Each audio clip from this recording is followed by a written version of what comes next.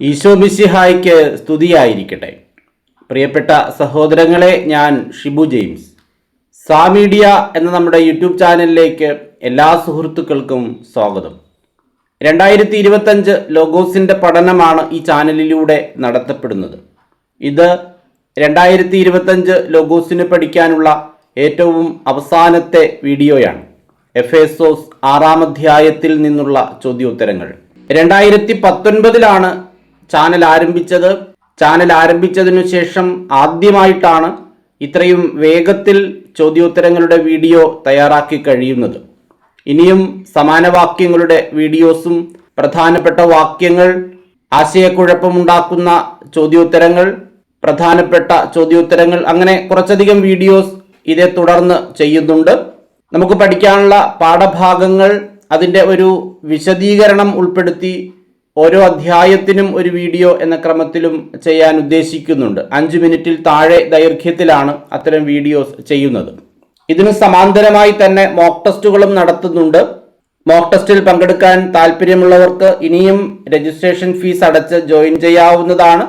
Join ചെയ്യുന്നവർക്ക് ആദ്യം മുതലുള്ള ലിങ്കുകൾ അയച്ചു തരുന്നതായിരിക്കും. ആകെ 100 മോക്ക് ടെസ്റ്റുകളാണ് നടത്തുന്നത്. ലോഗോസ് ക്വിസ് പഠന സഹായി ആവശ്യമുള്ളവരും സ്ക്രീനിൽ കാണുന്ന നമ്പറിൽ ബന്ധപ്പെടുക. 5 പുസ്തകം ഒന്നിച്ച് വാങ്ങുന്നവർക്ക് 900 രൂപയും 6 പുസ്തകം ഒന്നിച്ച് വാങ്ങുന്നവർക്ക് 1000 രൂപയുമാണ് വില. ഒരു പുസ്തകം മാത്രമായി വാങ്ങുന്നവർ 250 രൂപ കേരളത്തിനുള്ളിലും കേരളത്തിന് പുറത്ത് 300 രൂപയും അഡ്രസ്സും കൂടി അയക്കേണ്ടതാണ്. ഒന്നാമത്തെ ചോദ്യം, എഫേസോസ് 6-ാം അധ്യായത്തിൽ ആകെ എത്ര വാക്യങ്ങളുണ്ട്? 24. 2. എഫേസോസ് 6-ാം അധ്യായത്തിലെ ആദ്യത്തെ തലക്കെട്ട് മക്കളും മാതാപിതാക്കന്മാരും. 3. എഫേസോസ് 6-ാം അധ്യായത്തിലെ 1-ാം വാക്യത്തിലെ സംബോധന കുട്ടികളെ. 4. കുട്ടികളെ, കർത്താവിൽ നിങ്ങൾ മാതാപിതാക്കന്മാരെ അനുസരിക്കുവിൻ, അത് ന്യായയുക്തമാണ്. ഇതാരുടെ ആഹ്വാനമാണ്? പൗലോസ്ലീഹായുടെ. 5. കുട്ടികൾ കർത്താവിൽ അനുസരിക്കേണ്ടത് ആരെ? മാതാപിതാക്കന്മാരെ. 6. കുട്ടികളെ, കർത്താവിൽ നിങ്ങൾ മാതാപിതാക്കന്മാരെ അനുസരിക്കുവിൻ, അത് എന്തെന്നാണ് പൗലോസ്ലീഹ പറയുന്നത്? ന്യായയുക്തമാണ്. 7. നിങ്ങൾക്ക് നന്മ കൈവരുന്നതിനും ഭൂമിയിൽ ദീർഘകാലം ജീവിക്കുന്നതിനും വേണ്ടി എന്തു ചെയ്യുവിൻ എന്നാണ് പൗലോസ്ലീഹ കുട്ടികളോട് ആഹ്വാനം ചെയ്യുന്നത്? മാതാവിനെയും പിതാവിനെയും ബഹുമാനിക്കുക. 8. നിങ്ങൾക്ക് എന്ത് കൈവരുന്നതിനു വേണ്ടി മാതാവിനെയും പിതാവിനെയും ബഹുമാനിക്കുക എന്നാണ് പൗലോസ്ലീഹ പറയുന്നത്? നന്മ. 9. വാഗ്ദാനത്തോടു കൂടിയ ആദ്യത്തെ കൽപ്പന ഏത്? മാതാവിനെയും പിതാവിനെയും ബഹുമാനിക്കുക. 10. മാതാവിനെയും പിതാവിനെയും ബഹുമാനിക്കുക എന്ന കൽപ്പന എന്തോടു കൂടിയതാണ്? വാഗ്ദാനത്തോടു കൂടിയത്. 11. എഫേസോസ് 6:4 സംബോധന എന്ത്? പിതാക്കന്മാരെ. 12. പിതാക്കന്മാരെ, നിങ്ങൾ കുട്ടികളിൽ ഡാഷ് ഉളവാക്കരുത്. എഫേസോസ് 6:4 പ്രകാരം പൂരിപ്പിക്കുക. കോപം. 13. പിതാക്കന്മാരെ, നിങ്ങൾ കുട്ടികളിൽ കോപം ഉളവാക്കരുത്. അവരെ ആരുടെ ശിക്ഷണത്തിലും ഉപദേശത്തിലും വളർത്തുവിൻ എന്നാണ് പൗലോസ്ലീഹ പറയുന്നത്? കർത്താവിൻ്റെ. 14. കുട്ടികളെ കർത്താവിൻ്റെ എന്തിലെല്ലാമാണ് വളർത്തേണ്ടത്? ശിക്ഷണത്തിലും ഉപദേശത്തിലും. 15. കർത്താവിൻ്റെ ശിക്ഷണത്തിലും ഉപദേശത്തിലും വളർത്തേണ്ടതാരെ? കുട്ടികളെ. 16. കുട്ടികളെ കർത്താവിൻ്റെ ശിക്ഷണത്തിലും ഉപദേശത്തിലും എന്തു ചെയ്യുവിൻ എന്നാണ് പൗലോസ്ലീഹ പറഞ്ഞിരിക്കുന്നത്? വളർത്തുവിൻ. 17. എഫേസോസ് 6-ാം അധ്യായം 2-ാമത്തെ തലക്കെട്ട് ഭൃത്യന്മാരും യജമാനന്മാരും. 18. എഫേസോസ് 6-ാം അധ്യായം 5-ാം വാക്യത്തിലെ സംബോധന ദാസന്മാരെ. 19. ദാസന്മാർ തങ്ങളുടെ ലൗകിക യജമാനന്മാരെ അനുസരിക്കേണ്ടത് ആരെ എന്ന പോലെയാണ്? ക്രിസ്തുവിനെ എന്ന പോലെ. 20. ദാസന്മാർ ക്രിസ്തുവിനെ എന്ന പോലെ അനുസരിക്കേണ്ടത് ആരെ? തങ്ങളുടെ ലൗകിക യജമാനന്മാരെ. 21. ദാസന്മാർ തങ്ങളുടെ ലൗകിക യജമാനന്മാരെ ക്രിസ്തുവിനെ എന്ന പോലെ എങ്ങനെയാണ് അനുസരിക്കേണ്ടത്? ഭയത്തോടും ബഹുമാനത്തോടും ആത്മാർത്ഥതയോടും കൂടെ. 22. ദാസന്മാർ തങ്ങളുടെ ലൗകിക യജമാനന്മാരുടെ കൺമുൻപിൽ മാത്രം എങ്ങനെ പ്രവർത്തിക്കരുത് എന്നാണ് പൗലോസ്ലീഹ പറയുന്നത്. മനുഷ്യരെ പ്രീണിപ്പിക്കുന്നവരെ പോലെ. 23 മനുഷ്യരെ പ്രീണിപ്പിക്കുന്നവരെ പോലെ ആരുടെ കൺമുൻപിൽ മാത്രം പ്രവർത്തിക്കരുത് എന്നാണ് പൗലോസ്ലീഹ പറയുന്നത്? ലൗകിക യജമാനന്മാരുടെ. 24 പൂർണ്ണ ഹൃദയത്തോടെ ദൈവഹിതം അനുവർത്തിച്ചുകൊണ്ട് ആരുടെ ദാസന്മാരായിരിക്കുവിൻ എന്നാണ് പൗലോസ്ലീഹ പറയുന്നത്? ക്രിസ്തുവിന്റെ. 25 മനുഷ്യന് വേണ്ടിയല്ല ആർക്കു വേണ്ടി എന്ന പോലെ സന്മനസ്സോടെ ശുശ്രൂഷ ചെയ്യണമെന്നാണ് പൗലോസ്ലീഹ പറയുന്നത്? കർത്താവിനു വേണ്ടി. 26 മനുഷ്യനു വേണ്ടിയല്ല കർത്താവിനു വേണ്ടി എന്ന പോലെ സന്മനസ്സോടെ എന്തു ചെയ്യണം എന്നാണ് പൗലോസ്ലീഹ പറയുന്നത്? ശുശ്രൂഷ. 27 ഓരോരുത്തർക്കും സ്വതന്ത്രനോ അടിമയോ ആയിക്കൊള്ളട്ടെ, നല്ല പ്രവൃത്തികൾക്ക് തക്ക പ്രതിഫലം ആരിൽ നിന്ന് ലഭിക്കുമെന്ന് അറിഞ്ഞുകൊള്ളുവിൻ എന്നാണ് പൗലോസ് പറയുന്നത്? കർത്താവിൽ നിന്ന്. 28 ഓരോരുത്തർക്കും സ്വതന്ത്രനോ അടിമയോ ആയിക്കൊള്ളട്ടെ, എന്തിനു തക്ക പ്രതിഫലം കർത്താവിൽ നിന്ന് ലഭിക്കുമെന്ന് അറിഞ്ഞുകൊള്ളുവിൻ എന്നാണ് പൗലോസ് പറഞ്ഞിരിക്കുന്നത്? നല്ല പ്രവൃത്തികൾക്ക്. 29 ഓരോരുത്തർക്കും സ്വതന്ത്രനോ അടിമയോ ആയിക്കൊള്ളട്ടെ, നല്ല പ്രവൃത്തികൾക്ക് തക്ക പ്രതിഫലം ലഭിക്കുന്നത് ആരിൽ നിന്ന്? കർത്താവിൽ നിന്ന്. 30 എഫേസോസ് 6-ാം അധ്യായം 9-ാം വാക്യത്തിലെ സംബോധന എന്ത്? യജമാനന്മാരെ. 31 ആരോട് പറഞ്ഞ അതേ രീതിയിൽ തന്നെയാണ് യജമാനന്മാരും പെരുമാറേണ്ടത്? ദാസന്മാരോട്. 32 ദാസന്മാരോട് പറഞ്ഞ അതേ രീതിയിൽ തന്നെ പെരുമാറേണ്ടത് ആര്? യജമാനന്മാർ. 33 ദാസന്മാരെ എന്തു ചെയ്യരുത് എന്നാണ് പൗലോസ് യജമാനന്മാരോട് പറയുന്നത്? ദാസന്മാരെ ഭീഷണിപ്പെടുത്തരുത്. 34 ദാസന്മാരെ ഭീഷണിപ്പെടുത്തരുത് എന്ന് പറഞ്ഞിരിക്കുന്നതിന്റെ കാരണമെന്ത്? ദാസന്മാരുടെയും യജമാനന്മാരുടെയും യജമാനൻ സ്വർഗത്തിലുണ്ട്, അവിടുത്തേക്ക് മുഖം നോട്ടമില്ല. 35 യജമാനന്മാരുടെയും ദാസന്മാരുടെയും യജമാനൻ ഉള്ളത് എവിടെ? സ്വർഗത്തിൽ. 36 യജമാനന്മാരുടെയും ദാസന്മാരുടെയും ആരാണ് സ്വർഗത്തിലുള്ളത്? യജമാനൻ. 37 ദാസന്മാരുടെയും യജമാനന്മാരുടെയും സ്വർഗത്തിലുള്ള യജമാനന് എന്തില്ലെന്ന് അറിഞ്ഞുകൊള്ളുവിൻ എന്നാണ് പൗലോസ് പറയുന്നത്? മുഖം നോട്ടം. 38 മുഖം നോട്ടമില്ല എന്ന് പറഞ്ഞിരിക്കുന്നത് ആരെക്കുറിച്ച്? ദാസന്മാരുടെയും യജമാനന്മാരുടെയും സ്വർഗത്തിലുള്ള യജമാനന്. 39 എഫേസോസ് 6-ാം അധ്യായം 3-ാമത്തെ തലക്കെട്ട് ആത്മീയ സമരം. 40 കർത്താവിലും അവിടുത്തെ ശക്തിയുടെ പ്രഭാവത്തിലും എന്തുള്ളവരാകുവിൻ എന്നാണ് പറഞ്ഞിരിക്കുന്നത്? കരുത്തുള്ളവർ. 42 എന്തിനെ എതിർത്തു നിൽക്കാനാണ് ദൈവത്തിന്റെ എല്ലാ ആയുധങ്ങളും ധരിക്കേണ്ടത്? സാത്താന്റെ കുടില തന്ത്രങ്ങളെ. 43 സാത്താന്റെ കുടില തന്ത്രങ്ങളെ എതിർത്തു നിൽക്കാൻ എന്താണ് ധരിക്കേണ്ടത്? ദൈവത്തിന്റെ എല്ലാ ആയുധങ്ങളും. 44 സാത്താന്റെ എന്തിനെ എതിർത്തു നിൽക്കാനാണ് ദൈവത്തിന്റെ എല്ലാ ആയുധങ്ങളും ധരിക്കേണ്ടത്? കുടില തന്ത്രങ്ങളെ. 45 നമ്മൾ എന്തിനെതിരായിട്ടല്ല പടവെട്ടുന്നത് എന്നാണ് പൗലോസ് പറയുന്നത്? മാംസത്തിനും രക്തത്തിനും. 46 നമ്മൾ പടവെട്ടുന്നത് എന്തിനെല്ലാം എതിരായിട്ടാണ്? പ്രഭുത്വങ്ങൾക്കും ആധിപത്യങ്ങൾക്കും ഈ അന്ധകാര ലോകത്തിന്റെ അധിപന്മാർക്കും സ്വർഗീയ ഇടങ്ങളിൽ വർത്തിക്കുന്ന തിന്മയുടെ ദുരാത്മാക്കൾക്കും. 2 കാര്യങ്ങളാണ് പറയുന്നത്.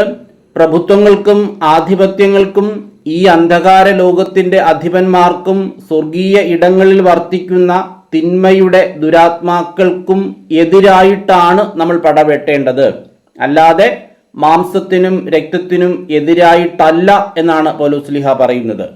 47 അന്ധകാര ലോകത്തിന്റെ ആർക്കെതിരായിട്ടാണ് നമ്മൾ പടവെട്ടേണ്ടത്? അധിപന്മാർക്ക്. 48 സ്വർഗീയ ഇടങ്ങളിൽ വർത്തിക്കുന്ന ആർക്കെതിരായിട്ടാണ് നമ്മൾ പടവെട്ടേണ്ടത്? തിന്മയുടെ ദുരാത്മാക്കൾക്ക്. 49 തിന്മയുടെ ദിനത്തിൽ ചെറുത്തു നിൽക്കാനും എല്ലാ കർത്തവ്യങ്ങളും നിറവേറ്റിക്കൊണ്ട് പിടിച്ചു നിൽക്കാനും നിങ്ങൾക്ക് സാധിക്കുന്നതെങ്ങനെ? ദൈവത്തിന്റെ എല്ലാ ആയുധങ്ങളും ധരിക്കുക വഴി. 50 ദൈവത്തിന്റെ എല്ലാ ആയുധങ്ങളും ധരിക്കുക വഴി നമ്മൾക്ക് സാധിക്കുന്നത് എന്ത്?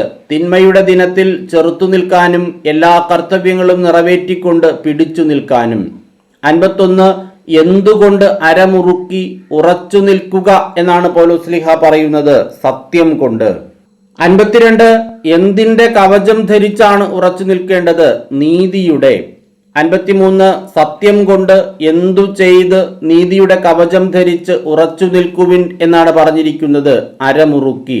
54 എന്തിന് ഒരുക്കമായ പാദരക്ഷകളാണ് ധരിക്കേണ്ടത്? സമാധാനത്തിന്റെ സുവിശേഷത്തിന്. 55 സമാധാനത്തിന്റെ സുവിശേഷത്തിനുള്ള ഒരുക്കമാകുന്ന എന്താണ് ധരിക്കേണ്ടത്? പാദരക്ഷകൾ. 56 ദുഷ്ടന്റെ കൂരമ്പുകളെ ചെറുക്കുന്നതിന് നിങ്ങളെ ശക്തരാക്കുന്ന എന്ത് എടുക്കുവിൻ എന്നാണ് പൗലോസ്ലീഹ പറഞ്ഞിരിക്കുന്നത്? വിശ്വാസത്തിന്റെ പരിച. 57 എങ്ങനെയുള്ള കൂരമ്പുകളെ കെടുത്തുന്നതിന് നിങ്ങളെ ശക്തരാക്കുന്ന വിശ്വാസത്തിന്റെ പരിച എടുക്കുവിൻ എന്നാണ് പറയുന്നത്? ദുഷ്ടന്റെ ജ്വലിക്കുന്ന കൂരമ്പുകളെ. 58 എന്തിന്റെ പടത്തൊപ്പിയാണ് അണിയേണ്ടത്? രക്ഷയുടെ. 59 രക്ഷയുടെ എന്താണ് അണിയേണ്ടത്? പടത്തൊപ്പി. 60 എങ്ങനെയുള്ള വാളാണ് എടുക്കേണ്ടത്? ദൈവവചനമാകുന്ന ആത്മാവിന്റെ വാൾ. 61 എഫേസോസ് 6-ാം അധ്യായം 4-ാമത്തെ തലക്കെട്ട് നിരന്തരം പ്രാർത്ഥിക്കുവിൻ. 62 എല്ലാ സമയവും ആത്മാവിൽ പ്രാർത്ഥന നിരതരായിരിക്കേണ്ടതെങ്ങനെ? അപേക്ഷകളോടും യാചനകളോടും കൂടെ. 63 അപേക്ഷകളോടും യാചനകളോടും കൂടെ എല്ലാ സമയത്തും പ്രാർത്ഥനാ നിരതരായിരിക്കേണ്ടത് എവിടെ? ആത്മാവിൽ. 64 അപേക്ഷകളോടും യാചനകളോടും കൂടെ ആത്മാവിൽ പ്രാർത്ഥനാ നിരതരായിരിക്കേണ്ടത് എപ്പോൾ? എല്ലാ സമയവും. 65 എല്ലാ വിശുദ്ധർക്കും വേണ്ടി പ്രാർത്ഥിക്കേണ്ടത് എങ്ങനെ? അവിശ്രാന്തം ഉണർന്നിരുന്ന്. 66 അവിശ്രാന്തം ഉണർന്നിരുന്ന് പ്രാർത്ഥിക്കേണ്ടത് ആർക്കു വേണ്ടി? എല്ലാ വിശുദ്ധർക്കും വേണ്ടി. 67 എഫേസോസ് 6:19 എന്തിനെല്ലാം വേണ്ടി പ്രാർത്ഥിക്കുവിൻ എന്നാണ് പൗലോസ് ആഹ്വാനം ചെയ്യുന്നത്? ഞാൻ വായ് തുറക്കുമ്പോൾ വചനം ലഭിക്കാനും സുവിശേഷത്തിന്റെ രഹസ്യം ധൈര്യപൂർവ്വം പ്രഘോഷിക്കാനും. 68 പൗലോസ് വായ് തുറക്കുമ്പോൾ എന്തു ലഭിക്കാൻ വേണ്ടിയാണ് പ്രാർത്ഥിക്കേണ്ടത്? വചനം.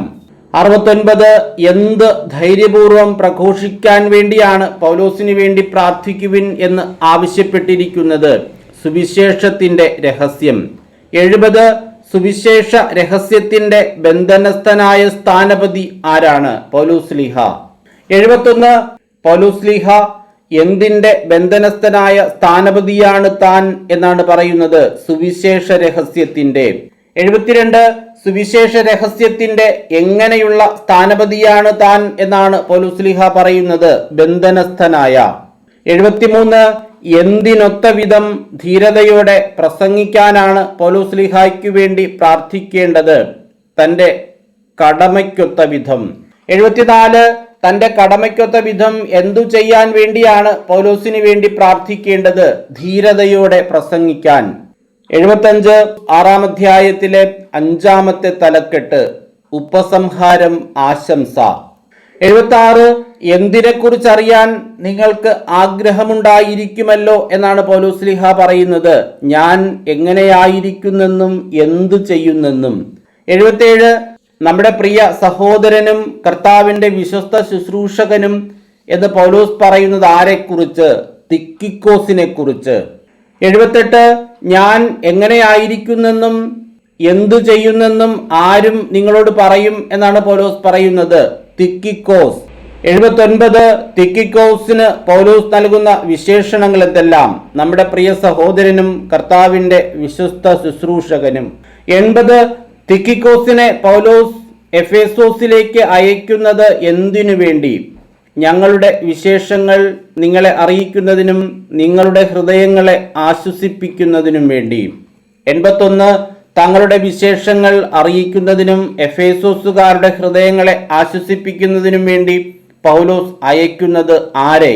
തിക്കിക്കോസിനെ. 82 എഫേസോസ് 6:23 സംബോധന എന്ത്? സഹോദരർക്ക്. 83 ആരിൽ നിന്നെല്ലാമാണ് സഹോദരർക്ക് പൗലോസ് വിശ്വാസപൂർവമായ സ്നേഹവും സമാധാനവും ആശംസിക്കുന്നത്? പിതാവായ ദൈവത്തിൽ നിന്നും കർത്താവായ യേശുക്രിസ്തുവിൽ നിന്നും. 84 പിതാവായ ദൈവത്തിൽ നിന്നും കർത്താവായ യേശുക്രിസ്തുവിൽ നിന്നും പൗലോസ് സഹോദരർക്ക് ആശംസിക്കുന്നത് എന്ത്? വിശ്വാസപൂർവകമായ സ്നേഹവും സമാധാനവും. 85 ആർക്കെല്ലാം കൃപയും നിത്യജീവനും ഉണ്ടാകട്ടെ എന്നാണ് പൗലോസ്ലീഹ ലേഖനത്തിന്റെ അവസാന ഭാഗത്ത് ആശംസിക്കുന്നത്. നമ്മുടെ കർത്താവായ യേശുക്രിസ്തുവിനെ സ്നേഹിക്കുന്ന എല്ലാവർക്കും. 86 നമ്മുടെ കർത്താവായ യേശുക്രിസ്തുവിനെ സ്നേഹിക്കുന്ന എല്ലാവർക്കും എന്തുണ്ടാകട്ടെ എന്നാണ് പൗലോസ്ലീഹ ആശംസിക്കുന്നത്? കൃപയും നിത്യജീവനും. 87 പൗലോസ്ലീഹ എഫേസോസുകാർക്ക് എഴുതിയ ലേഖനം അവസാനിപ്പിക്കുന്നത് എങ്ങനെ? നമ്മുടെ കർത്താവായ യേശുക്രിസ്തുവിനെ സ്നേഹിക്കുന്ന എല്ലാവർക്കും കൃപയും നിത്യജീവനും ഉണ്ടാകട്ടെ. ഇങ്ങനെ 87 ചോദ്യങ്ങളാണ് എഫേസോസ് 6-ാം അധ്യായത്തിൽ നിന്ന് തയ്യാറാക്കിയിട്ടുള്ളത്. ഇതോടുകൂടി നമ്മുടെ ആദ്യ റൗണ്ട് ചോദ്യോത്തരങ്ങളെല്ലാം പൂർണ്ണമാവുകയാണ്. ഇതിന് സമാന്തരമായി തന്നെ മോക്ക് ടെസ്റ്റുകൾ നടക്കുന്ന കാര്യം എല്ലാ വീഡിയോകളിലും പറയുന്നുണ്ട്. ജൂൺ 28-ാം തീയതി വരുന്ന ശനിയാഴ്ചയാകുമ്പോൾ എഫേസോസ് 6-ാം അധ്യായത്തിൻ്റെ മോക്ക് ടെസ്റ്റും നടന്നു കഴിയും. അതേ തുടർന്ന് വരുന്ന തിങ്കളാഴ്ച എഫേസോസ് 6 അധ്യായങ്ങളും ആമുഖവും ഉൾപ്പെടുത്തി 100 മാർക്കിന്റെ മോക്ക് ടെസ്റ്റ് നടക്കുകയാണ്. അതോടെ ഏകദേശം 40 മോക്ക് ടെസ്റ്റുകളാവുകയാണ്. അതിനെ തുടർന്ന് 60 മോക്ക് ടെസ്റ്റുകൾ കൂടി വീണ്ടും അവശേഷിക്കുന്നു. അതിന്റെ പാഠഭാഗങ്ങൾ എങ്ങനെ എന്നത് ഒരു മോക്ക് ടെസ്റ്റ് കഴിയുമ്പോൾ അടുത്ത മോക്ക് ടെസ്റ്റിന്റെ പാഠഭാഗം അനൗൺസ് ചെയ്യുന്നതായിരിക്കും. നിലവിൽ ന്യായാധിപന്മാർ മുതൽ പ്രഭാഷകൻ, ലൂക്ക, എഫേസോസ് എന്ന ക്രമത്തിനാണ് നമ്മൾ നടത്തി വന്നത്. ഇനി 2 അധ്യായങ്ങൾ ഉൾപ്പെടുത്തി 40 ചോദ്യോത്തരങ്ങളുടെ മോക്ക് ടെസ്റ്റുകളാണ് കുറച്ച് മോക്ക് ടെസ്റ്റുകൾ നടത്താൻ പോകുന്നത്. 50-60 മോക്ക് ടെസ്റ്റുകൾക്ക് ശേഷം കഴിഞ്ഞ പ്രാവശ്യം ചെയ്തതുപോലെ തന്നെ ഒരു ഡെയിലി മോക്ക് ടെസ്റ്റ് എന്ന രീതിയിൽ എല്ലാ അധ്യായത്തിൽ നിന്നും ഒരു മോക്ക് ടെസ്റ്റ് വീണ്ടും നമ്മൾ റിപ്പീറ്റ് ചെയ്യുന്നുണ്ട്. കാരണം പുതുതായി ജോയിൻ ചെയ്യുന്ന പല ആളുകളും ഇത് ഒന്നുകൂടി നടത്തണം എന്ന് ആവശ്യപ്പെടുന്നുണ്ട്. നമ്മൾ ആദ്യം തന്നെ അങ്ങനെ ഒരു കാര്യം ചിന്തിച്ചിരുന്നതുമാണ്. 100 മാർക്കിന്റെ 10 മോക്ക് ടെസ്റ്റോളം നിങ്ങൾക്ക് എഴുതാൻ കഴിയും. വരുന്ന തിങ്കളാഴ്ച എഫേസോസിന്റെ 100 മാർക്കിന്റെ മോക്ക് ടെസ്റ്റ് ആകുമ്പോൾ 4 മോക്ക് ടെസ്റ്റ് 100 മാർക്കിൻ്റെത് തന്നെ നടത്തുകയാണ്. അതേ തുടർന്ന് 6 മോക്ക് ടെസ്റ്റ് കൂടി ഉണ്ടാകും. പരീക്ഷയുടെ തലേ ദിവസവും 100 മാർക്കിന്റെ ഒരു മോക്ക് ടെസ്റ്റ് ഉണ്ടാകും. വളരെ സമഗ്രമായ രീതിയിലാണ് 2025 ലോഗോസിന്റെ പഠനം നമ്മൾ ക്രമീകരിക്കുന്നത്. അനുദിന വാക്യങ്ങൾ വീഡിയോ ചെയ്യുന്നുണ്ട്. 1-2 ദിവസമായിട്ട് അത് ഇടാൻ കഴിയുന്നില്ല. നാളെ മുതൽ വീണ്ടും അത് പുനരാരംഭിക്കുകയാണ്. അതുപോലെ 1 മിനിറ്റിൽ താഴെ അല്ലെങ്കിൽ 1.5 മിനിറ്റിൽ താഴെ ദൈർഘ്യത്തിൽ പ്രധാനപ്പെട്ട 10 ചോദ്യോത്തരങ്ങൾ ഒരു അധ്യായത്തിൽ നിന്ന് എന്ന ക്രമത്തിൽ ചെയ്തു പോവുകയാണ്. എല്ലാവരും നന്നായി പഠിക്കുക. പഠന സഹായി പുസ്തകം ആവശ്യമുള്ളവരും ബന്ധപ്പെടുക. എല്ലാവർക്കും എല്ലാവിധമായ നന്മകളും അനുഗ്രഹങ്ങളും ഉണ്ടാകട്ടെ എന്ന് ആശംസിച്ചുകൊണ്ട് പ്രാർത്ഥിച്ചുകൊണ്ട് നിർത്തുന്നു. നന്ദി.